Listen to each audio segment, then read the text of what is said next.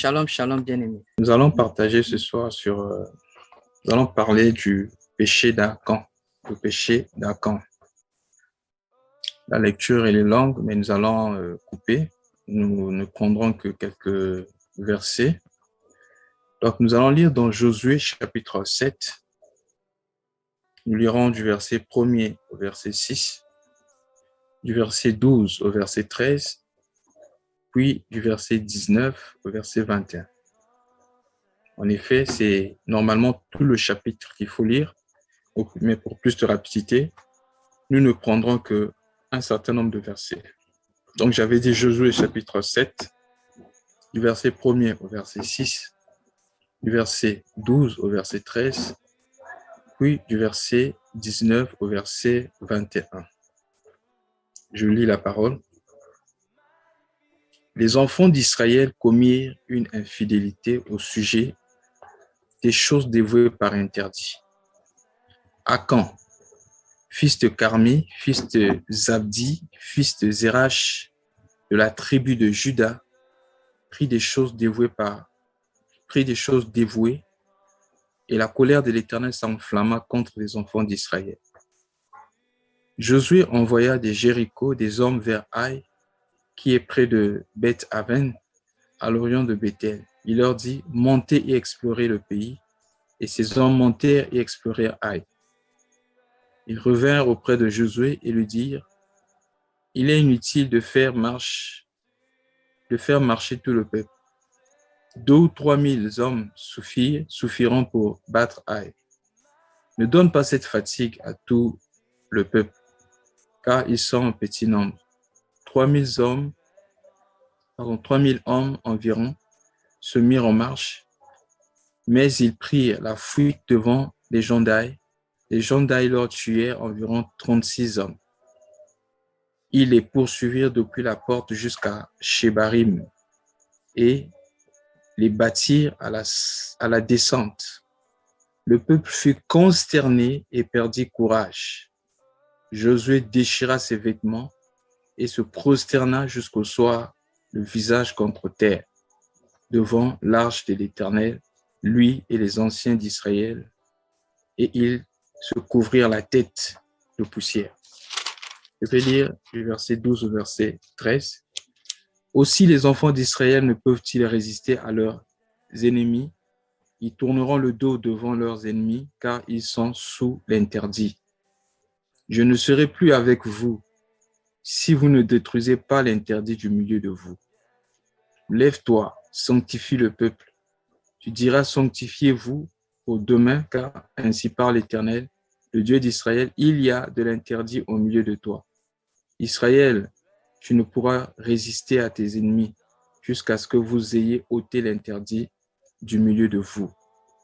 Ensuite, 19 à 20. Josué dit à Akan, mon fils, donne gloire à l'Éternel, le Dieu d'Israël, et rends-lui hommage. Dis-moi donc ce que tu as fait et ne me le cache point. Akan répondit à Josué et dit, il est vrai que j'ai péché contre l'Éternel, le Dieu d'Israël, et voici ce que j'ai fait. J'ai vu dans le butin un beau manteau de chinéar, 200 cycles d'argent et un lingot d'or de poids de 50 cycles. Je les ai convoités et je les ai pris. Ils sont cachés dans la terre au milieu de ma tente. Et l'argent est dessous. Amen. Mais bien aimé, la Bible dit, toutes ces choses sont écrites pour notre instruction. En effet, lorsque nous lisons la parole de Dieu, nous devons la lire comme cela est écrit de Jésus-Christ dans le livre d'Ésaïe, chapitre 50, verset 4. Il dit, chaque matin, il éveille mon oreille. Il m'éveille chaque matin afin que j'écoute comme écoutent les disciples. Il y a une façon d'écouter des disciples qui consiste à écouter non seulement pour comprendre, mais surtout pour mettre en pratique. La Bible dit, ne vous bornez pas simplement à écouter la parole de Dieu, mais mettez la parole de Dieu en pratique. car il y a la bénédiction dans la parole. Donc, si nous voulons recevoir, écouter Dieu, écouter la voix de Dieu, bien-aimés, nous devons nous engager, nous prédisposer à obéir à sa voix. Et c'est ainsi que, bien-aimés, nous écouterons l'Éternel. Ne lisons pas la Bible comme un livre d'histoire géo ou encore de physique pour avoir quelques informations. Non, la parole de Dieu a été inspirée par l'Esprit.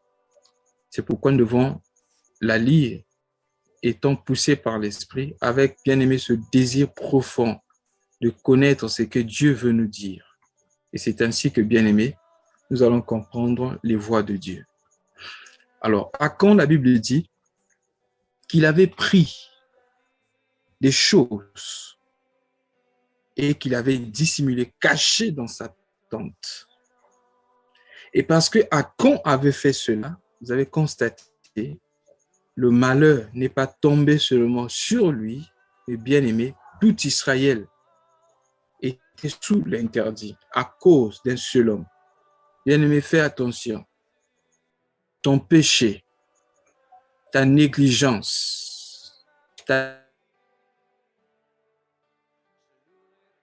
calamité au milieu de toi, dans ta famille, même dans ton pays, dans ton quartier où tu te trouves. Faisons très attention. Il y a beaucoup d'histoires comme ça dans la Bible. Souvenez-vous de Jonas. La désobéissance de Jonas avait emmené, bien-aimé, le péril dans le bateau. C'est Jonas qui avait désobéi. Mais comme l'Éternel le pourchassait, la Bible dit, un grand vent s'éleva et un grand vent s'éleva et s'était abattu sur le bateau dans lequel se trouvait Jonas. Et Jonas va leur dire la vérité. Il dit, tout ce que vous voyez maintenant, si vous êtes en danger, c'est à cause de moi. Bien-aimés dans le Seigneur, l'obéissance à Dieu est très, très importante. L'obéissance vaut mieux que les sacrifices, comme il est écrit dans le livre de Samuel. L'obéissance vaut mieux que le sacrifice. L'obéissance à la parole de Dieu nous protège. Il est écrit dans Psaume chapitre, Psaume chapitre 36, le verset 34, le verset 6. 6 dit, lorsqu'on tourne vers lui les regards, notre visage ne couvre point de honte mais rayonne de joie. Le verset 8 dit, l'ange de l'Éternel campe autour de ceux qui craignent Dieu et les délivre du danger. Le secret de la présence de Dieu, frère, c'est la crainte de Dieu. Et la Bible dit, le commencement de la sagesse est la crainte de l'Éternel. Comment craindre l'Éternel? C'est lorsque, bien-aimés, nous obéissons à l'Éternel. La foi consiste à mettre en pratique la parole de Dieu. Tu ne peux pas dire que tu as la foi si tu ne mets pas en pratique la parole. Donc, ces gens avaient reçu les directives. Partez en guerre, mais attention, ne prenez pas les choses des gens des nations. Allez en guerre contre ces gens et vous allez dévouer par interdit tout ce que vous allez trouver là-bas. En tout cas, ne laissez rien. Tout, vous devez détruire. Mais nous voyons ici Achan prendre quelque chose et étouffer dans sa maison. Souvenez-vous, il avait creusé un trou, il a mis la chose et la chose était sous terre. Personne ne voyait. Et bien aimé, les conséquences étaient néfastes. Quelquefois, les choses ne marchent pas dans ta vie parce que bien aimé, il y a de l'interdit en toi. Remarquez ici, lorsque les gens sont partis la Bible dit que Josué les avait envoyés pour explorer la ville de Haï. Et quand ils sont allés explorer la ville, les espions sont venus dire à Josué, en effet, par rapport au combat que nous avons connu, Haï n'est rien du tout. Ça ne sert pas d'envoyer tout ce peuple. Un peu de soldats suffiront pour vaincre Haï. Mais ils n'ont pas compris comment. Ils ont pris la fuite devant leurs ennemis. Mais j'aime bien aimer l'attitude de Josué. Lorsqu'ils ont constaté que les choses n'allaient pas, lorsqu'ils ont constaté qu'ils étaient tout le temps bien aimés, en train de connaître les échecs. La Bible dit, Josué déchira ses vêtements et se prosterna jusqu'au soir, le visage contre terre devant l'arche de l'Éternel. Ça, c'est l'attitude de jeûne. Bien-aimé, quand les choses ne vont pas bien, il est important de se remettre en question. Ne vis pas comme si tout allait bien. Parce que lorsque nous expérimentons des situations néfastes, il y a souvent deux possibilités. Ça peut être, bien aimé, une épreuve que l'Éternel, une épreuve bien aimée que l'Éternel emmène dans notre vie. Dieu peut permettre que nous passions par les épreuves. Mais lorsque Dieu nous permet de connaître les épreuves, c'est pour nous fortifier. Il est écrit que toute chose concourt au bien de ceux qui aiment Dieu. Dieu peut permettre l'épreuve dans notre vie, comme dans le cas de Job. La Bible dit de Job, c'était un homme qui était droit et intègre. Et Satan était venu dire, si tu le touches, tu touches son corps, tu touches ses biens, tu verras qu'il va te maudire, il va te régner. Alors Dieu, connaissant la force, l'intégrité de Job, il a permis que Satan le touche. Job n'avait rien fait de mauvais. Il n'y avait pas de l'interdit dans la vie de Job, mais c'était une épreuve. Mais dans le cas ici, dans le cas échéant, ce n'était pas bien aimé une épreuve, mais c'était bien aimé des gens qui s'étaient défaits de la sécurité de l'Éternel à cause de la désobéissance d'un seul homme. Oh, bien-aimé dans le Seigneur, ce n'est pas le fait de multiplier les activités religieuses que, bien-aimé, nous serons en sécurité. Ce n'est pas le fait de donner que nous serons en sécurité. Le plus important chez Dieu, c'est Dieu, frère, c'est d'abord l'obéissance. Josué ne savait pas. Et qu'est-ce qu'il va faire? Il va demander à ce que les gens puissent rentrer en jeûne. C'est très important. Nous voyons la même chose avec le roi Josaphat. Dans 2 Chroniques, chapitre 20, du premier verset, on peut lire jusqu'au verset 5 là-bas. La Bible dit que le roi avait appris qu'il y avait eu 4 rois très puissants qui venaient lui faire la guerre. Alors que si vous lisez le chapitre précédent, vous allez vous rendre compte que ce roi avait fait des bonnes choses en Israël. Il avait restauré le temple, il avait détruit le culte des idoles, il avait fait beaucoup de bien. Et la Bible dit, après cela, il se leva une guerre contre lui. Donc, pour dire que lorsque les choses ne vont pas bien, ce n'est pas toujours parce qu'on a péché. Quelquefois, c'est à cause de notre péché, comme le cas d'Akan, mais quelquefois, ce n'est pas à cause du péché. Voilà pourquoi, lorsque les choses ne vont pas bien, ne regarde pas toujours à la cause, mais toi, regarde plutôt à la conséquence. Souvenez-vous de l'aveugle né de Jean chapitre 9. La Bible dit que Jésus marchait avec ses disciples. Ils ont croisé un homme qui était né aveugle. Mais qu'est-ce que les disciples posèrent comme question? Ils ont dit, Seigneur, c'est lui qui a péché ou ses parents pour qu'il naisse aveugle? Qu'est-ce que Jésus avait dit? Il dit, ce n'est pas lui, ni ses parents, mais c'est afin que les œuvres de Dieu soient manifestées dans sa vie. Qu'est-ce que je veux dire? Lorsque nous sommes en face d'une situation, ne regardons pas toujours à la cause, nous regardons à la conséquence. Toute chose concourt au bien de ceux qui aiment Dieu. Seigneur, tu permets que je vive telle ou telle chose. Si je sais que je suis en bon terme avec l'Éternel, je sais que par la chose, cette chose peut être néfaste ou mauvaise que je suis en train de vivre maintenant, Dieu bien-aimé va transformer ça bien-aimé en quelque chose de glorieux.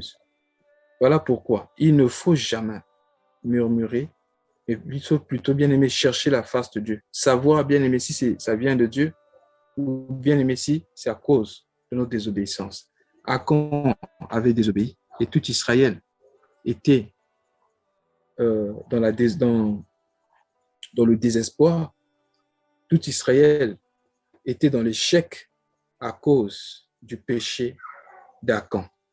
Alors, lorsqu'ils ont jeûné et prié, c'est comme ça que l'Éternel va parler. Bien-aimé, c'est très important. Lorsque nous constatons que les choses ne vont pas dans notre vie, il faut quelquefois s'arrêter un moment, se tourner vers l'Éternel, parler à Dieu, questionner l'Éternel, afin que l'Éternel nous révèle ce qui ne va pas. C'est très important. Pourquoi le jeûne? En effet, le jeûne, c'est un moyen qui nous permet d'être un peu plus un peu plus dans le silence en ce qui concerne la voix intérieure. Le jeûne, c'est cette disposition qui nous permet de mieux capter ce que le Seigneur a à nous dire. Parce que, bien aimé, tout autour de nous, beaucoup de choses peuvent nous distraire. Souvent, lorsqu'on parle du jeûne, les gens voient toujours le jeûne de la nourriture. Bien aimé, en dehors de la nourriture, on peut faire le jeûne de l'Internet, le jeûne des réseaux sociaux, le jeûne de la télévision. Tu refuses de suivre la télé expressement parce que tu veux écouter l'Éternel. Le jeûne du téléphone, tu mets le téléphone de côté. Tu veux écouter l'Éternel. Donc, bien aimé, ils ont jeûné et prié. Et finalement, Dieu va parler à Israël par Josué en disant, Dieu va répondre à Josué en disant, si les enfants d'Israël n'arrivent plus à résister devant leurs ennemis, c'est parce qu'il y a l'interdit au milieu de vous. Sanctifie-toi, sanctifie le peuple, et sanctifiez-vous demain, car ainsi parle l'Éternel, il y a l'interdit au milieu de vous. Et après, qu'est-ce qu'ils ont fait? L'Éternel parla en disant, choisissez telle tribu. Ils ont pris la tribu. Dans cette tribu, choisissez telle famille, jusqu'à ce que le sort va tomber bien aimé sur Akan. Et Josué va dire à Akan, dis-moi la vérité. Qu'est-ce que toi tu as fait, mon fils? Ce qui est bien, c'est que Akan avait dit la vérité. Mais au départ, il n'avait pas dit la vérité. S'il avait dit la vérité dès le départ, les choses allaient être mieux. Mais bien aimé, lui, il a attendu qu'on fasse un tirage au sort. Il a attendu que la chose soit révélée. Beaucoup de gens sont comme ça. Ils vivent dans le péché. Ils attendent qu'il y ait un prophète pour dire que voilà, tu vis ceci, tu fais ceci. Bien aimé dans le Seigneur. Déjà, ta conscience te parle. La Bible dit que Dieu a mis dans chaque homme la pensée de l'éternité. Et dans ta pensée, ta conscience te dit que le péché, c'est mauvais. Ce que tu fais là, c'est mauvais. Ta façon de marcher, c'est mauvais. Donc, au lieu de confesser de ses péchés, de se libérer déjà du péché, toi, tu attends qu'il y ait un prophète, un pseudo-prophète qui te dira, voici ce que tu fais. Bien aimé, fais attention. La Bible dit, rachetez le temps car les jours sont mauvais. Si tu meurs dans le péché, ta place, c'est l'enfer. N'attends pas l'enfer pour là où bien aimé, tous les péchés seront révélés. Mais déjà, ta conscience est claire pour dire que ce que je fais là, c'est mauvais. Je dois abandonner cela. Et la Bible dit, remarquez ce que Akan va dire. Dans les propos d'Akan, nous pourrons ici, bien aimé, voir le processus qui conduit au péché. Akan a dit, il est vrai que j'ai péché contre l'Éternel. Il dit, premièrement, j'ai vu. Deuxièmement, j'ai vu le butin. Dans le butin, un beau manteau de chignard. Je les ai convoités et je les ai pris. Ô bien-aimé dans le Seigneur, la convoitise conduit inévitablement au péché. On ne pêche pas automatiquement. Le péché a un processus. Je crois que c'est Jacques qui nous parle de cela. Dans Jacques chapitre 1, je pense du verset 13 au verset 15, il dit, mes frères, lorsque quelqu'un pêche, ou lorsque quelqu'un a péché, ne dites pas que c'est l'Éternel qui me tente. Lisons un peu Jacques chapitre 1. Oui, c'est bien ça. Du verset 13 au verset 15. Que personne, lorsqu'il est tenté, ne dise que c'est Dieu qui me tente. Car Dieu ne peut être tenté par le mal et il ne tente lui-même personne. Mais chacun est tenté quand il est attiré et amorcé par sa propre convoitise. Puis, la convoitise, lorsqu'elle a conçu, enfante le péché, et le péché étant consommé, produit la mort. Vous voyez? Donc, il y a un processus. Tu ne peux pas tomber dans l'impudicité, dans l'adultère, d'un coup comme ça. Non, frère, il y a tout un processus. Tu vas d'abord regarder et dans ton cœur, la convoitise va commencer à produire quelque chose, de l'attirance envers une personne de sexe opposé. Après, la convoitise va aller plus loin en te disant non, tu peux saluer la personne, dire un simple bonjour. et après, ainsi de suite. Bien-aimés dans le Seigneur, faisons très attention avec la convoitise. Voilà pourquoi pour régler le problème du péché, le Seigneur Jésus-Christ n'est pas parti au niveau des branches parce qu'il sait que la racine du péché, c'est au niveau du cœur. Il dit toutes les mauvaises choses. Si un frère trouve le passage, il peut le poster pour nous. Toutes les mauvaises choses, le péché vient du cœur. L'impudicité, les querelles, les jets, toutes ces choses viennent du cœur. C'est pourquoi le Seigneur Jésus a dit, ne nettoyez pas simplement l'extérieur, mais nettoyez l'intérieur. Il dit, ce n'est pas ce qui rentre dans la bouche qui rend impur, mais c'est ce qui sort de la bouche, parce que ce qui sort vient du cœur. Et le centre du péché, c'est au niveau du cœur. Et c'est ainsi que le Seigneur Jésus a dit, celui qui regarde une femme pour la convoiter, il a déjà commis l'adultère avec elle. Parce qu'avant de commettre l'adultère physiquement, il faut d'abord le commettre dans ta pensée.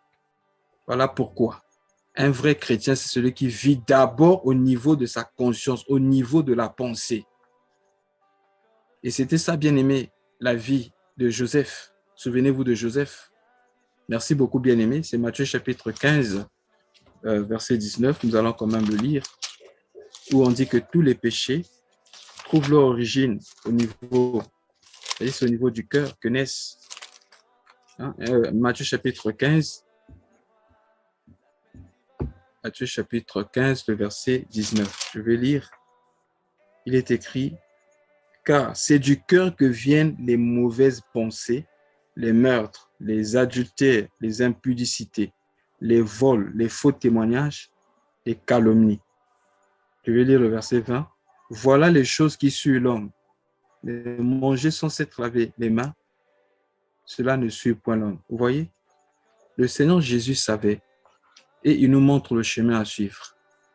N'attends pas que le péché devienne visible. N'attends pas que ça devienne pressant. Non, frère. Lorsque tu sens qu'il y a une mauvaise pensée qui monte déjà dans ton esprit, qui monte déjà dans ta pensée, il faut déjà combattre ce péché-là au niveau bien aimé de ta pensée. Car le premier péché du monde, le meurtre, je parle du péché en termes de meurtre avec Caïn. Dieu avait prédisposé Caïn à dominer sur le péché. Il dit, Caïn, voici le péché se couche à ta porte, mais toi domine sur lui. Mais Caïn n'avait pas fait attention. Dans tout ce que nous faisons, partout bien aimé, le péché se couche à notre porte, mais Dieu nous a prédestinés à dominer sur le mal et à dominer sur le péché.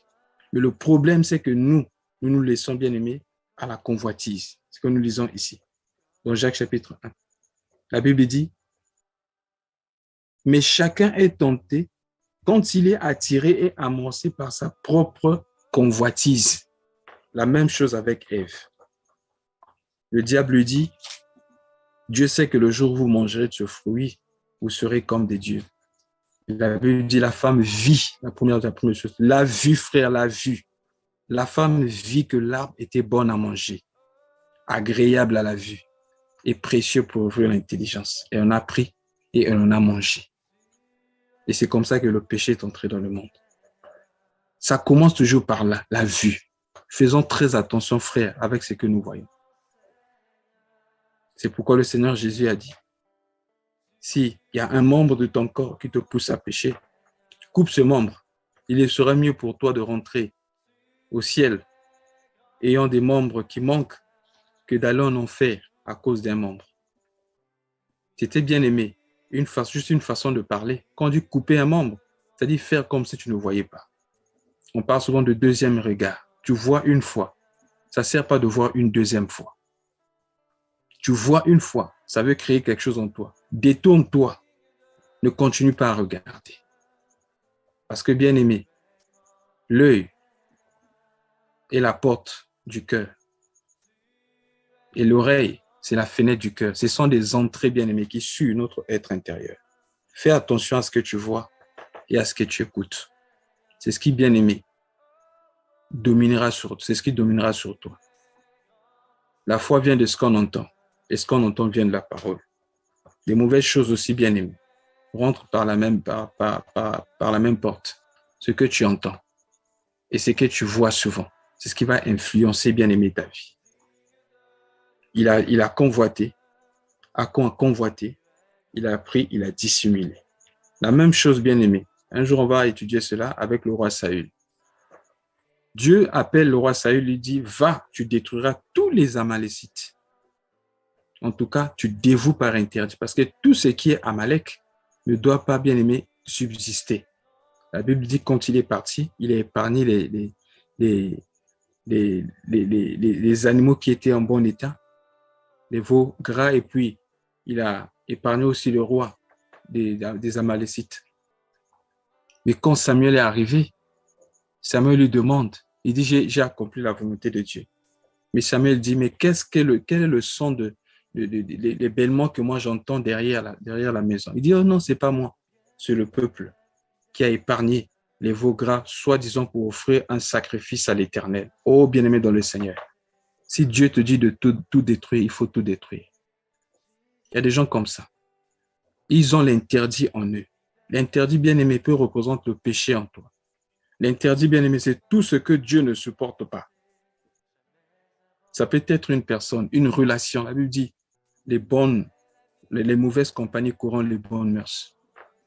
Si tu veux grandir dans la foi, il sera nécessaire pour toi de te déconnecter de certaines relations. Des relations qui ne produisent rien, qui ne t'édifient pas en ce qui concerne ta foi. Certaines musiques, ta façon de passer la journée, c'est ce qui déterminera, bien-aimé, ta résistance, bien-aimé, aux tentations. Tu passes tes journées à regarder des images obscènes. Tu passes tes journées à regarder des images, bien-aimé, qui ne t'édifient pas, mais qui créent encore la convoitise en toi. Tu regardes tout le temps, bien-aimé, les ventes en ligne. Hein? Tu regardes tout le temps les images où les gens sont à moitié nus. Mais qu'est-ce que ça va produire en toi? De la convoitise. Et ne sois pas surpris que tu tombes dans l'impudicité. Tu restes longtemps à parler avec une personne de sexe opposé. Tu trouves plaisir à faire cela. Mais ne sois pas surpris qu'un jour tu commences à ce que cela produise des sentiments en toi et même le désir d'aller sexuellement avec cette personne. Bien aimé, la Bible dit résister au diable. Mais par rapport à l'impudicité, la Bible dit fuyez l'impudicité. C'était ça, bien aimé, la vie de Joseph. C'est comme ça que Joseph était intègre. La Bible dit de Joseph, lisons un peu ça, c'est là que nous allons atterrir par rapport à Joseph. Genèse chapitre 39, du verset 7 jusqu'au verset 10. Bon, jusqu'au verset 11. La Bible dit, après ces choses, il arriva que la femme de son maître porta les yeux sur Joseph et dit, couche avec moi. Il refusa et dit à la femme de son maître, voici mon maître ne prend pas avec moi connaissance de rien dans la maison. Et il a remis entre mes mains tout ce qui lui appartient. Il n'est pas plus grand que moi dans cette maison. Et il ne m'a rien interdit excepté toi, parce que tu es sa femme. Comment ferais-je un aussi grand péché, un aussi grand mal, et pécherais-je contre Dieu? Quoiqu'elle parlât tous les jours, écoutez bien frère, quoiqu'elle parlât tous les jours à Joseph, il refusait de coucher auprès d'elle et d'être avec elle. Un jour qu'il était entré dans la maison pour faire son ouvrage et qu'il n'y avait là aucun de ces gens de la maison, elle le saisit par son vêtement en disant « couche avec moi ». Il lui laissa son vêtement dans la main et s'enfuit dehors. Résister au diable, mais l'impudicité, il faut fuir. Quand tu sens que, bien aimé, votre conversation commence à mal tourner, fuis. Quand tu sens que les sentiments commencent à naître, bien aimé, il y a des choses que tu ne pourras pas arriver à contrôler. Ce domaine-là est compliqué. Fuis. C'est ce que Joseph faisait. La Bible dit que la femme venait parler à Joseph tous les jours. Mais qu'est-ce que Joseph faisait? Joseph refusa de coucher auprès d'elle et d'être avec elle. Donc, à chaque fois que la femme était dans un lieu, Joseph ne pouvait pas rester là. C'est comme ça, frère. Tu n'es pas fort. Souviens-toi que tu es encore un homme. Et la Bible dit que Satan tourne autour de nous comme un lion rugissant, cherchant qui il dévorera. Il va chercher par tous les moyens rentrer. Et dans ce domaine, il peut s'infiltrer dans une femme pour chercher bien aimé à te faire tomber. Et voilà comment plusieurs de ceux qu'on appelle serviteurs de Dieu sont tombés. Ils ont perdu l'onction. Bien qu'ils sont là, ils prêchent toujours au devant des hommes. Ils sont là, ils exercent toujours le ministère. Et bien aimé, l'onction était déjà partie. Peut-être que la foule est toujours autour de lui, mais la connexion avec Dieu n'y est plus parce que l'interdit est entré. L'homme est tombé dans le péché. Il n'y a pas que le péché sexuel. Ça peut être bien aimé en forme d'argent aussi. Le diable, s'il n'arrive pas à t'avoir du côté sexuel, il peut t'avoir avec l'argent. S'il n'arrive pas à t'avoir avec l'argent, il peut t'avoir bien aimé au niveau de l'orgueil, la recherche de la popularité, la recherche d'attirer les regards sur soi. Plusieurs sont tombés bien aimés dans ce piège. C'est pourquoi on doit s'arranger à ne rien avoir d'interdit dans notre vie. Il a dissimulé dans son cœur ce qui était interdit. L'interdit peut représenter l'amertume. La Bible dit « Soyez toujours joyeux ». L'amertume ne devait pas, bien aimé, avoir la place dans ton cœur. L'interdit peut représenter la colère.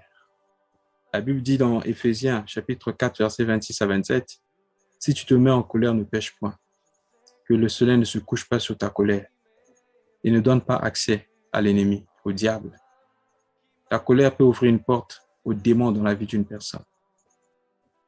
Bien aimé, ça peut être le manque de pardon. Tu as dissimulé ça dans ton cœur. Comme tu as dissimulé le manque de pardon, c'est déjà l'interdit. Et cela, bien aimé, peut permettre que l'ennemi puisse avoir de l'avantage sur toi. En tout cas, que Dieu éclaire notre conscience afin que nous voyions ce qui n'est pas de lui dans notre cœur, ce qui n'est pas de lui dans notre vie, afin que nous puissions nous en débarrasser et marcher avec Dieu en bonne et due forme et selon le modèle de Dieu. Que Dieu nous bénisse. On s'arrête par là aujourd'hui. Merci.